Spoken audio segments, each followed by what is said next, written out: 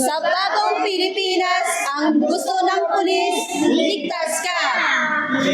Nakiisa ang ating PNP Dance and Fitness Team sa isang outreach program and dance fitness activity dito sa Child House Manila ngayong Enero 25, taong kasalukuyan. Inorganisa ng grupong Titas of Manila ang isang aktibidad na may layuning pasayahin at tulungan ang mga kabataang may cancer dito sa Child House Manila kasama ang kanilang mga magulang sa pamamagitan ng feeding program at isang masaya at energetic na dance fitness activity na pinangunahan naman ng ating PNP Dance and Fitness Team. I'm Kathleen David. I'm a BDO employee. So we have a group. We call it as Titas of Manila. So yung Titas of Manila namin, siguro from 2017. So up to now, kami pa rin ang magkakasama. So hindi naman kailangan malaki kayong grupo or maliit. Pero at least yung advocacy nyo na makatulong sa mga cancer patients. Parang ang sarap sa pakiramdam. Hindi man ikaw mayaman or what, at least yung makatulong ka man lang. Sobrang napakasaya na sa sarili natin. Lalo na mga parents tayo, pag nakikita ng mga batang may ganyan, talagang nakakadurog ng puso. So, we've been doing this for 8 years.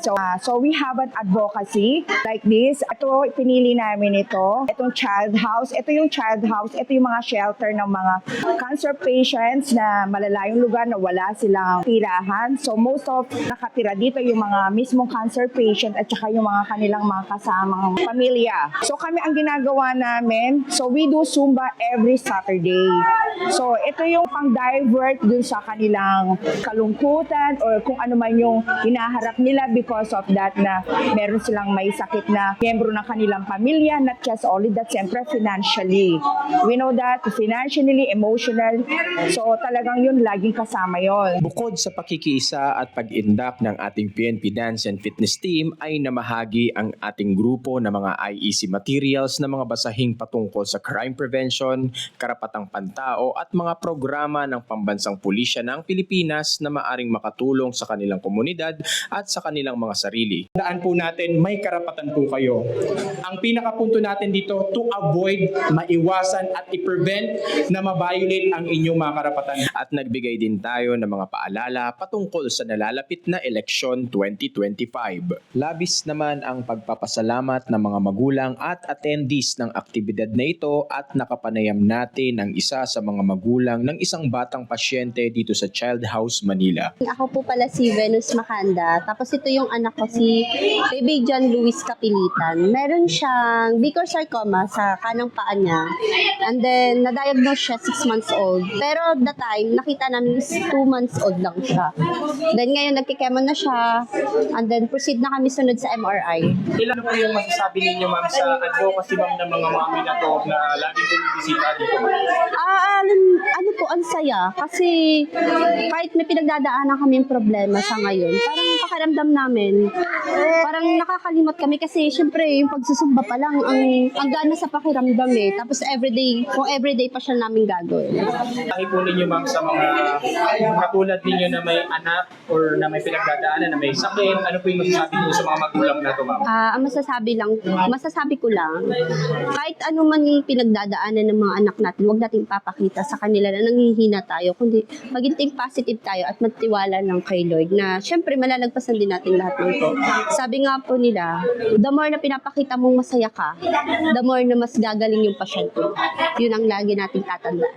At may Diyos, yun lang po. At inalam din natin ang reaksyon ng ating mga participants sa pagbisita ng ating grupo bilang invited guest dance fitness coach sa aktibidad na ito. And then, ayun nga, nakakatuwa kasi first time namin makakita ng pulis na sumasayaw.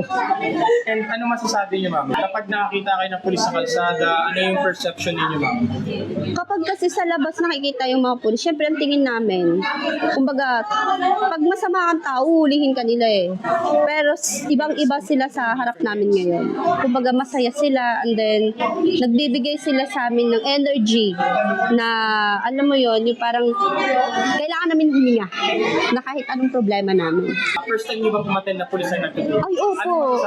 Masaya po. Kumbaga, iba yung tingin talaga namin sa mga pulis sa labas. And then, iba din sa nakita namin ngayon. Parang, alam mo yun, yung parang, kahit pala pulis siya, pwede mo siya maging kaibigan.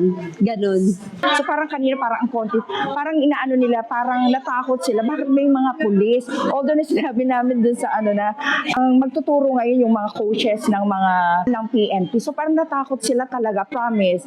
It's not a joke. So yun na nga, as you said, so hindi dapat katakutan yung mga pulis. So katulad nyo, sir, I'm really appreciate and then thankful as what you did. Talagang tinuturo mo kung paano tayo sa pag-exercise natin every day.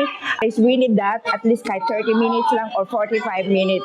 Sa service nyo, sir, I really appreciate and thankful po kami. So hindi ito ang pinakalas na pag-i-invite namin sa inyo. Sana ma-invite pa rin namin kayo ulit.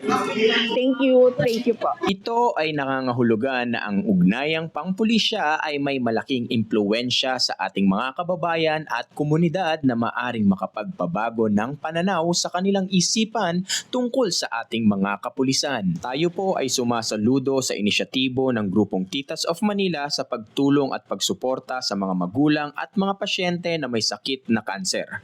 Ang gawaing ito ay magandang halimbawa at katangian ng isang mabuting mamamayan na dapat tularan sa ngalan ng pakikipagkapwa-tao. Mula dito sa Child House, Ermita, Manila, ako po ang inyong PNN correspondent, Police Staff Sergeant Neil Dennis Zuniga, alagad ng batas, taga-taguyod ng Balitang Pulis.